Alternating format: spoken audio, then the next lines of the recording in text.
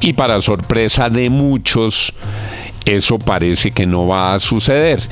En ese momento, algunos se declararon sorprendidos, que sorpresivamente se había presentado el proceso, que sorpresivamente se había cerrado la postulación y que sorpresivamente tenían que ir el 8 de abril a una elección. El primero en desmontar la teoría de la sorpresa fue el vocero de Cambio Radical, el senador Carlos Fernando Motoa, que dijo, mientras sus compañeros andaban en Washington pidiendo garantías para la oposición, que ellos tenían un acuerdo político para elegir al doctor Álvaro Echeverry, que es un reconocido hombre cercano a Gustavo Petro del Pacto Histórico, que eso era un acuerdo que ellos tenían.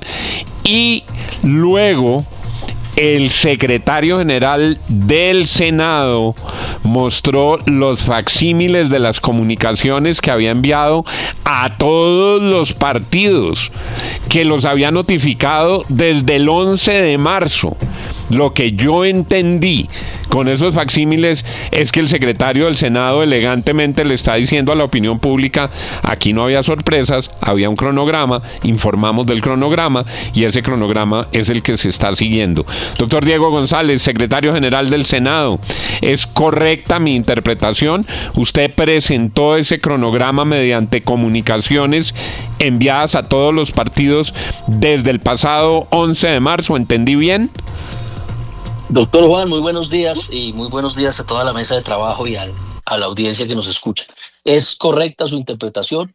El cronograma se publicó, no solamente se estableció, sino se publicó en la página oficial del Senado de la República desde el 11 de marzo y en su artículo 4 la misma resolución establece notificar a los partidos y movimientos políticos y así se procedió por instrucción del señor presidente, se notificó a todos y cada uno de los partidos con representación en el Congreso. Secretario, entonces no es cierto, como dicen desde algunas esquinas, por ejemplo, del Centro Democrático, que nunca se les notificó, que no sabían nada de esto y que por favor se reabra la postulación de candidatos. A ver, Darcy, muy buenos días. Yo lo único que tengo que, ser enfático en esto es salvar la responsabilidad que tengo yo en mi calidad de secretario general.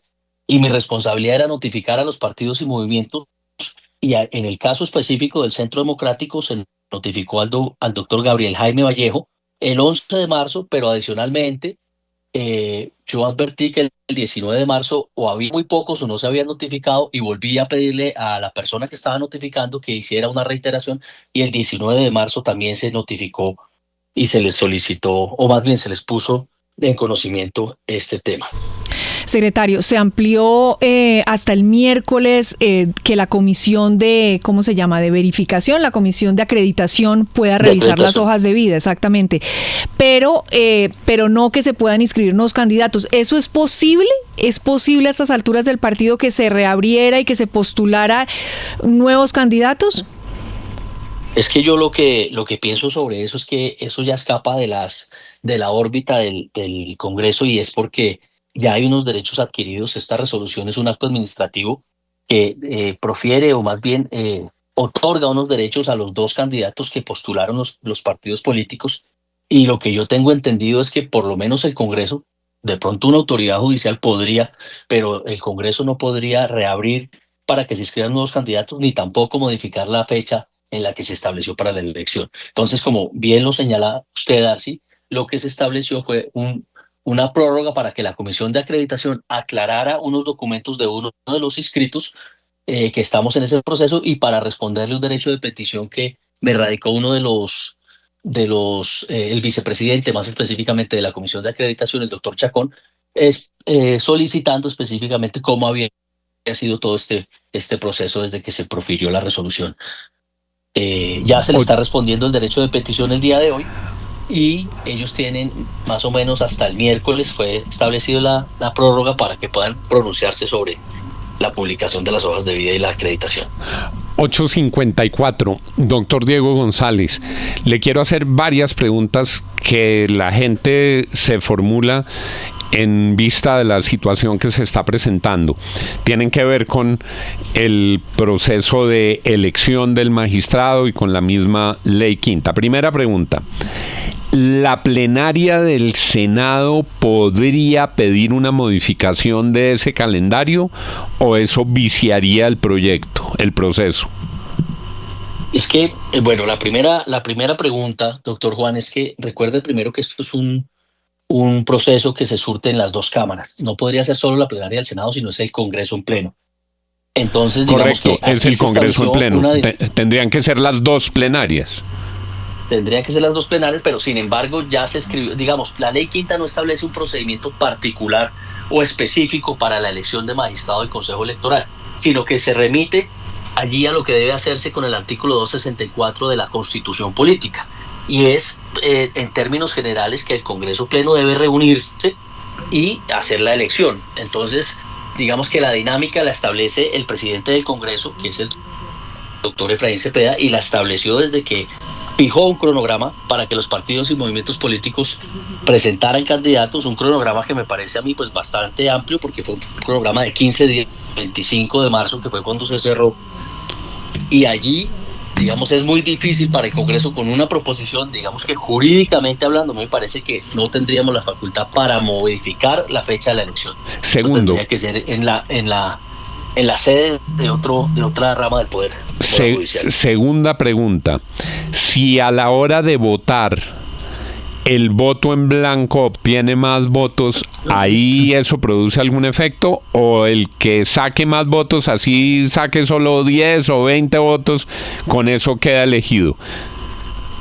Pues digamos que esta dinámica, doctor Juan, usted que estuvo en el Congreso, esta dinámica de elecciones de una mayoría simple. Es decir, que el candidato que saque más votos, así el voto en blanco tenga, digamos, una representación grande, el candidato de los dos que saque más votos sería el que queda designado o elegido. Tercero, el doctor Motoa dijo que ese era un acuerdo que venía desde la elección anterior, pero que suponía, digamos, una identidad política. Si el acuerdo estaba previsto con ese propósito, ¿alguien puede hoy decir que el que aparecía de Cambio Radical o de Colombia Justa Libres en realidad era una persona cercana al presidente Petro y que eso viciaría su elección, o no tiene nada que ver la afiliación política a la hora de integrar esa plancha? Doctor Juan, mire, en esta pregunta yo le voy a pedir que me excuse, porque usted entenderá que los partidos, digamos, los acuerdos políticos son hechos entre senadores.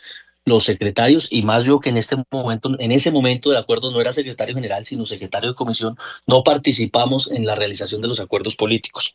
Entonces realmente no sé cómo quedó conformado, cómo se hizo el acuerdo, y lo que entiendo, y digamos que la línea siempre del Congreso ha sido que los acuerdos que se pactan desde un principio son para darle tranquilidad y orden a los 4 años de Congreso que se desarrollan, pero no podría decirle específicamente sobre el particular acuerdo. Lo entiendo y le agradezco mucho que haya aceptado esta entrevista. Las respuestas son muy claras, porque aquí nos trataron de decir, no, qué sorpresa, nos dieron un golpe de mano. Ningún golpe de mano lo ha ratificado el señor secretario general del Senado de la República. Mandaron las comunicaciones. En el Centro Democrático sabían, en Cambio Radical sabían, en todos los partidos sabían que tenían que elegir un magistrado, y ninguno de los partidos que se rasgan las vestiduras desde la oposición tomó ninguna decisión distinta. Por eso era importante, y entiendo que el doctor González no puede hacer ninguna manifestación política, sino contarnos que había una notificación del calendario y que se surtió a tiempo. Están pasando de agache todos. Están pasando de agache. O sea, nadie ha salido muy durito a protestar tampoco. Doctor González, muchas gracias por haber estado con nosotros. No, es que además le iban a echar la culpa a Diego González. Iban a decir, no, eso fue sorpresivo. Y él había hecho lo que le tocaba hacer, y es un hombre prudente, que conoce bien el reglamento, que no se va a meter en política y que va a hacer su tarea. Doctor González, gracias. Gracias a usted, doctor Juan, y a toda la mesa. 8:58. qué hipocresía, echándole la culpa a los demás. El doctor González hizo su tarea, les avisó. ¿De quién es culpa que no se presente magistrado? No van a decir ahora que no sabían. Les mandaron las comunicaciones. Tienen un acuerdo. Lo que uno pide es transparencia en la política. Si son de oposición, ejerzan la oposición. El doctor Álvaro Echeverry tiene todo el derecho de apoyar a Petro. El problema en este caso no es del doctor Echeverry. El problema es de quienes se proclaman como líderes de la oposición y hacen al mismo tiempo un acuerdo político para elegir un magistrado al presidente Gustavo Petro. Don Juan, lo que queda en evidencia es que le están haciendo el juego al gobierno Petro. Pues claro. Es decir, eso es lo que queda en evidencia. Es decir, el cambio... Le están regalando. Le regalaron. Ahora, pues todavía podrían votar por el del Mira. Yo creo que esas acciones, con lo que acaba de confirmar el secretario Diego González, son muy difíciles de que prosperen, porque si él demuestra que les avisaron, que van a argumentar. No, pues nada, pero queda clarísimo que Cambio Radical está jugando aquí a la minucia política y le permite ganar este round al gobierno nacional en el Consejo Nacional Electoral. El doctor Motoa lo dijo con todas sus letras. Tienen un acuerdo para elegir a este magistrado y el magistrado tiene el logo del pacto histórico y repito, no es nada contra el doctor Echeverry. El doctor Echeverry tiene todo el derecho de apoyar al presidente Petro, ha sido muy eficaz ayudándole al presidente Petro, le salvó una cantidad de votos. El problema no es del doctor Echeverry, ni nosotros tenemos nada en particular con el doctor Echeverry.